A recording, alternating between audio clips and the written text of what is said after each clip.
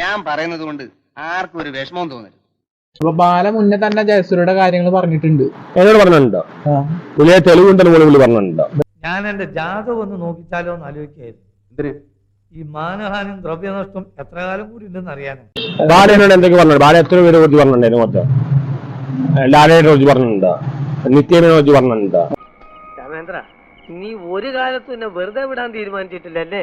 നീ ഇന്നു മുതൽ എന്റെ കൂടെ കൂടിക്കും, ശിക്ഷനായിട്ട്. അത് വേണം വേണം. ലാലയെ കുറിച്ച് പറഞ്ഞിട്ടുണ്ടോ? നിത്യേനെ കുറിച്ച് പറഞ്ഞിട്ടുണ്ടോ? ദാസാ, ഈ ചെക്കന്റെ സംസാരം എനിക്ക് തീരെ പിടിക്കില്ല കേട്ടോ. ഇനി ഇവനെ വച്ചോണ്ടിരുന്നത് ശരിയാവത്തില്ല. അടിക്കുന്നതാ. പരിഹാസ ശരങ്ങൾക്ക് നടുവിലൂടെ ആയുധമില്ലാതെ നീങ്ങുന്ന ഒറ്റപ്പെട്ട പടയാളിയെ പോലെയാണ് ഞാൻ. അപ്പൊ ഇപ്പോ അണ്ണന് പറയാൻ ധൈര്യം വന്നല്ലോ ജയസൂര്യ. ഞാൻ പറയാണ്, കോൺഗ്രസ് ആണ്, അവരും പേര് പറയല്ലേ, എല്ലാരും പേര് പറയല്ല, അതുകൊണ്ട് ഞാനും പേര് പറയാണ്. എന്റെ കൊച്ചേട്ട നിങ്ങൾക്ക് വല്ലതും കൂടിയോ? നാലാളെ കണ്ട അവന്റെ തലക്ക് ഭ്രാന്താണെന്ന് അറിയത്തില്ലേ? ഓ, വെറുതെ തള്ളിയിട്ട് പോയതാ. ഇങ്ങനെ വലിയൊരു കുടുംബത്തിൽ പറഞ്ഞവനായി ചാർലി. പറഞ്ഞിട്ട് എന്താ കാര്യം? പഠിച്ച് പിരി ഇളകി പോയതാന്നാ പറയണത്.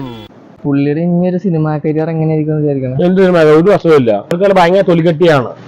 ഒരു തൊലിക്ക് ഒരു വാപ്പല്ല. ഇത് ഇനി വീഡിയോ വെയിറ്റ് ചെയ്യും. അധികം നിന്ന് വാചകം അടിച്ചാ നിന്റെ അണ്ണാക്കിൽ ഞാൻ 12 ഒരു ഒഴിക്കും. അവൻ ഒരു ദിവസം എന്റെ കൈ കിട്ടും. അവൻ ഇങ്ങനത്തെ അവർക്ക് പല ഇങ്ങനത്തെ പുള്ളി പറഞ്ഞിട്ടുണ്ട് എന്നോട്. പ്രേമ ഒന്ന് പിടിച്ച എനിക്ക് ഇത്തിരി പണിയുണ്ട്.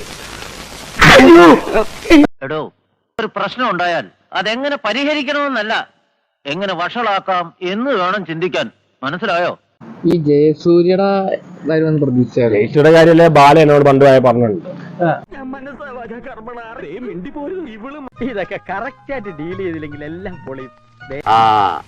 പറഞ്ഞിരുന്ന് സമയം പോയത് അറിഞ്ഞില്ല. ചെന്നിട്ടൊരു 100 കൂട്ടം ജോലിയുണ്ട്. ഞാൻ